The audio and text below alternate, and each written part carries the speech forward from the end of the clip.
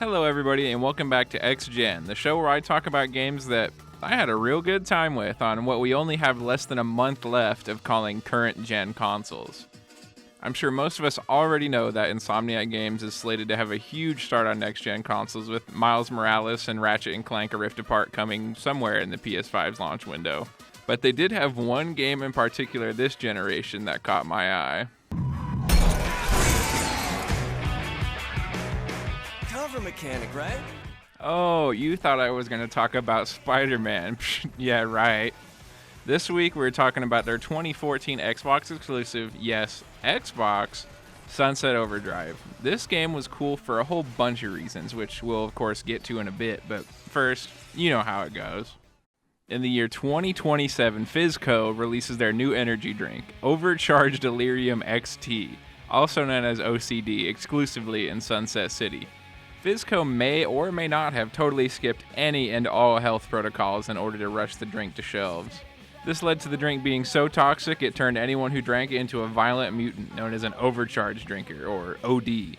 It is up to you, a FizzCo janitor who is unaffected by the drink because apparently nobody liked you enough to invite you to the big party for the launch of OCD. Sunset Overdrive is a game full of those I think I might be close to the end of the game moments that more often than not end in a big swerve. About to escape the city in a plane and expose the outbreak? No, you're not. Here's an invisible wall that your plane just crashed into. The main factions in this game only make it even better. Whether you were helping out the scout troop who took over a samurai museum and now live by the Bushido Code, or a group of LARPers that send you on epic quests to gain XP. The dialogue in this game is incredibly hilarious and helps to facilitate an extra layer of fun over what is the actual main attraction of this game.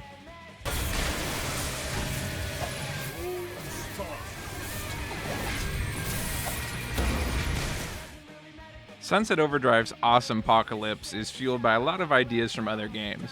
Devs have said they took a lot of inspiration from the Prince of Persia, Jet Set Radio, and the Tony Hawk games, which is very evident in the movement system and combat in this game. One of the most important aspects of the game is the style meter, which is in the top right corner of the screen. The meter fills up as you grind, bounce, wall run, and zipline through the city, all while killing dozens of mutant and human adversaries.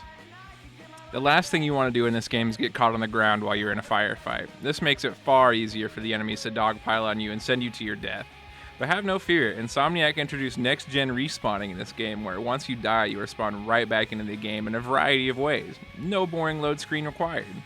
Of course, to have fun combat, you need some fun weapons, which this game has plenty of. Whether using the AKFU, the explosive TNT Teddy Grenade Launcher, or the Roman Candle, which shoots fireworks at your enemies. All these weapons allow for you to equip amps to them, which essentially give each weapon different special abilities that are activated whenever you reach a certain level on the style meter.